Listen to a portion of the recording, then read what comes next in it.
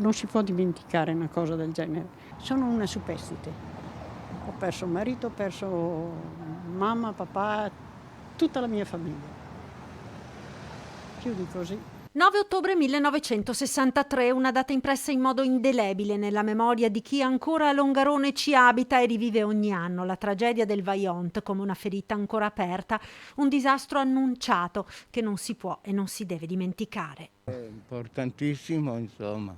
No, così l'uomo impara a non fare danni, perché lo sapevano che succedeva i danni, invece hanno fatto lo stesso e così è successo il disastro e la storia non bisogna cancellarla. Cioè, sono cose che non si devono dimenticare, perché l'uomo fa tanto, però fa tanto male anche. È molto importante ricordare, se non altro per gli sbagli che hanno fatto. Tutti i ricordi. Mio padre ha perso 51 parenti, dal più piccolo una incinta, uno di 8 mesi e una nonna di 80 anni. Non si dovrebbe mai dimenticare queste cose qua.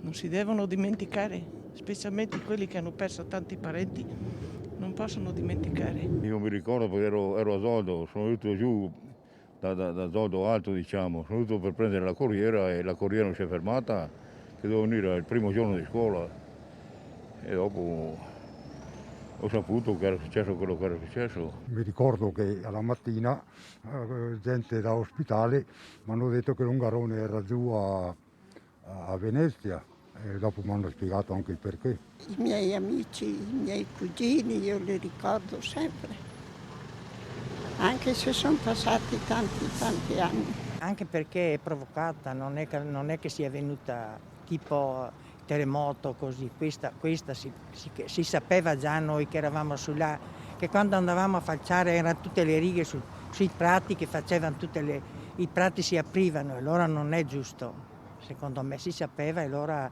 è giusto anche che si ricordi. Ormai i vecchi sono andati, i giovani, però ostia, è stato un evento che...